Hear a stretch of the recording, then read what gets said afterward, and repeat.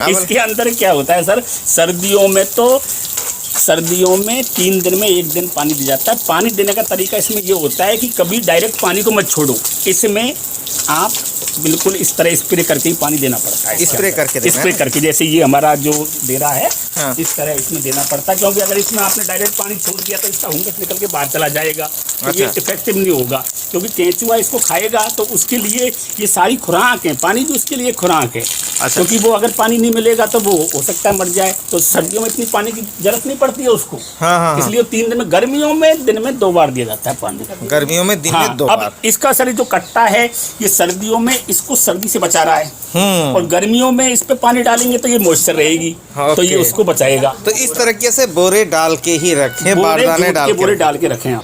नमस्कार दोस्तों, मैं ओम प्रकाश अवसर। इस वक्त मैं मौजूद हूँ, ये जो जगह है कृषि विज्ञान केंद्र धौलपुर राजस्थान है, और सर हमारे साथ खड़े हैं। और जैसे कि पीछे देख रहे हैं, ये वर्मी कंपोस्ट कैसे बनता है ये इस वीडियो पर हम आपको समझाएंगे। तो पहले सर का परिचय पूछते हैं। नमस्कार सर। मैं शिवमूर्त मीणा, पशुपालन वैज्ञानिक, कृषि विज्ञान केंद्र धौलपुर।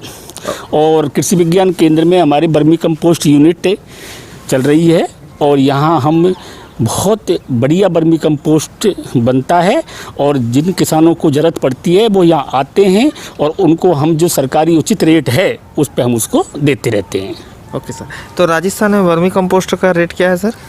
इसके अलग अलग जो गवर्नमेंट डिपार्टमेंट होते हैं वो अलग अलग रेट तय करते हैं, लेकिन मेरे यहाँ जो रेट है वो 8 रुपये प्रति केजी, अर्थात 800 रुपये प्रति क्विंटल के हिसाब से हम लोगों को देते हैं।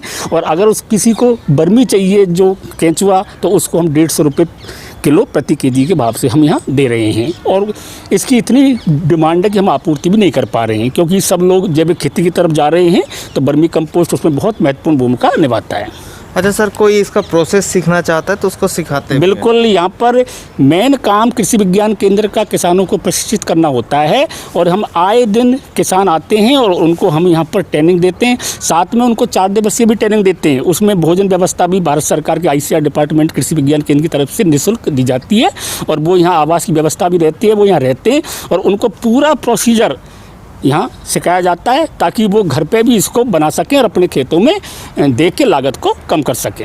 ओके सर, अब हम समझते हैं इसका प्रोसीजर, समझते हैं कि किस तरीक़े से बनता है। ये हमारी कृषि विज्ञान केंद्र धौलपुर की एक वर्मी कंपोस्ट यूनिट है, जिसमें ये वर्मी को तैयार किया जाता है। इसके लिए सर ये 2 तरह की होती है। ये जो बेड होती हैं, इनकी जो अक्सर जो साइज होती है सामान्यतया वो 10 से 3 रखते हैं हम, 10 फीट लंबा, 3 फुट चौड़ा। अच्छा। इसको पक्का भी बना सकते हैं, लेकिन कृषि विज्ञान केंद्र सलाह हमेशा यही देता है कि इनको कच्चा बनाया जाए तो अच्छा, क्योंकि केंचुआ का जो वातावरण है वो उस हिसाब से ठीक रहता है। इसके अंदर कुछ नहीं सर, 10 बाई 3 की जो स्टैंडर्ड साइज रहती है उस साइज के अंदर इसको हम बनाते हैं। इसके अंदर इसकी गहराई है वो मुश्किल से हम 6 इंच रखते हैं, यानी आधा फुट रखते हैं। अगर नहीं रखोगे तो भी चलेगा।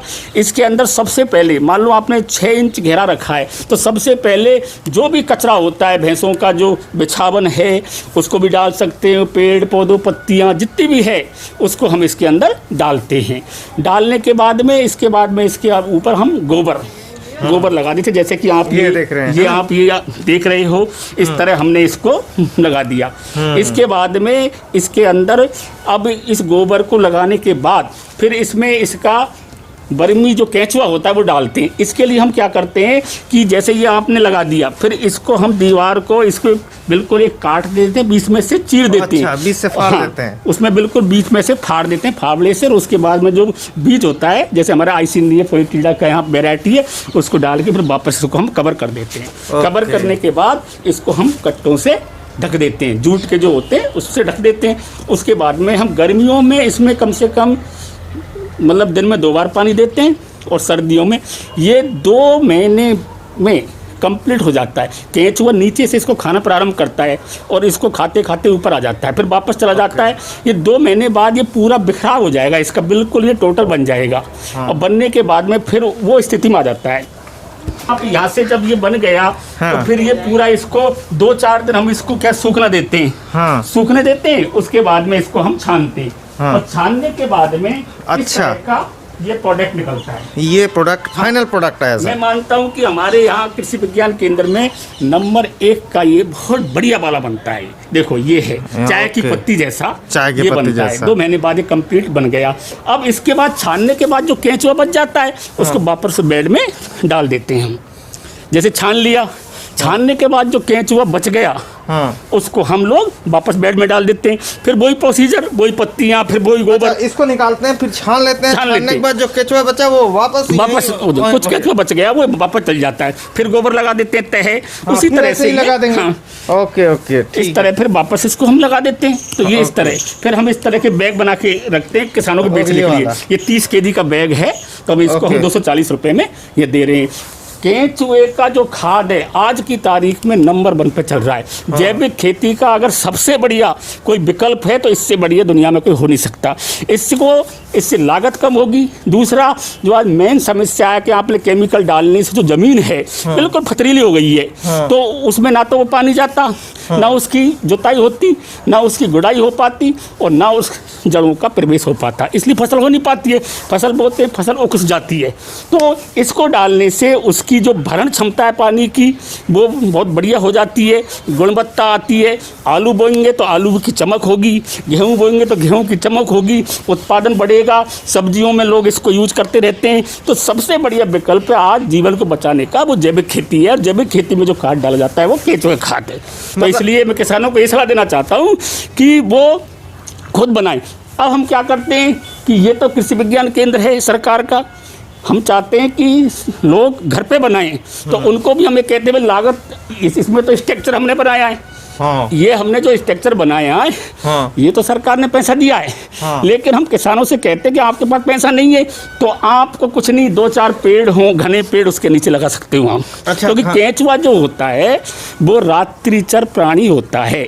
वो धूप में किसी भी हालत में काम नहीं करता। तो इसलिए आप इसकी जगह छप्पर लगा सकते हो। छप्पर जिसकी लागत कम होती है, कम होती है ना। यानी जो केंचुआ यूनिट होती है उसमें हमेशा अंधेरा बना रहना चाहिए, क्योंकि केंचुआ धूप को सहन नहीं करता है। तो इसलिए इसमें अंधेरा होना चाहिए और बस ये प्रोसीजर आराम से चल जाता है। इसके लिए किसानों को हम यहाँ 4 दिवसीय ट्रेनिंग देते हैं, जिसमें उसको हम पूरा कोर्स इसका करवाते हैं। कोर्स करवाने के बाद वो धौलपुर में कई लोगों ने यूनिट लगा रखी है और उसमें हम सब तरह की व्यवस्था करते हैं। किसान बहुत लाभ प्राप्त कर रहा है इससे, वो बेच भी सकता है, खेती में सकता है।